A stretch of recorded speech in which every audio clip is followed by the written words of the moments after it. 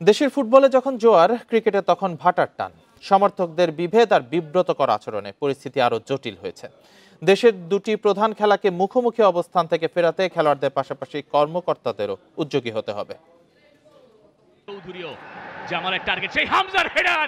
মুখোমুখি অবস্থানে দেশের জনপ্রিয় দুই খেলা ফুটবল আর ক্রিকেট। তলানির ফুটবল এখন তুঙ্গে, আর ক্রিকেট জনপ্রিয়তা হারাচ্ছে দ্রুত। সামাজিক যোগাযোগ মাধ্যমে কথার লড়াইও মাত্রা ছাড়িয়েছে কখনো কখনো। পরিস্থিতি এতটাই খারাপ যে ক্রিকেটের সমর্থক হিসেবে পরিচিত টাইগার শোয়েব সিঙ্গাপুরের বিপক্ষে ফুটবল ম্যাচ দেখতে গিয়ে লাঞ্ছিত হন। হামজা শমীদদের ম্যাচ দেখতে গিয়ে ট্রলের শিকার হয়েছেন তামিম ইকবালও। ফুটবলের সুদিন ফেরার আনন্দ সবার, কিন্তু সমর্থকদের আচরণে সেটা বোঝার জো নেই। বাজে পারফরমেন্স দিয়ে ক্রিকেটারদের দায়ও কম নয়।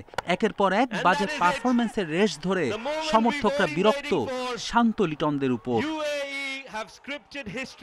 এবার শ্রীলঙ্কা যাওয়ার সময় বিমানবন্দরে সমর্থকের ভিড় ছিল না বললেই চলে, অথচ বিদেশ যাত্রার সময় গত 2 দশকে উল্টোটা দেখেছে সবাই। হামজা শমীদ ফাহমেদুলদের নিয়ে বাংলাদেশ এখন নিঃসন্দেহে সাউথ এশিয়ার সেরা দল। সিঙ্গাপুর ম্যাচ জানিয়ে দিয়েছে আরেকটু উন্নতি করতে পারলেই যা এশিয়ান মান স্পর্শ করবে। একই দেশের দুটি খেলা কখনোই একে অন্যের প্রতিপক্ষ হতে পারে না। দায়িত্বটা মাঠের ফুটবলার ও ক্রিকেটারদের যতটা, ততটাই বাফুফে ও বিসিবি কর্তাদের। একদিন পর শ্রীলঙ্কার বিপক্ষে সিরিজের প্রথম ম্যাচ। এই সিরিজ টাইগারদের জন্য এসিড টেস্ট। ভাবমূর্তি ফেরাতে ভালো কিছুর বিকল্প নেই। খারাপ সময় মুখ ফিরিয়ে নেয়া কখনোই আদর্শ সমর্থকের চরিত্র নয়। একসময় যে কষ্ট ফুটবল পেয়েছে, এখন সেটা ক্রিকেটের।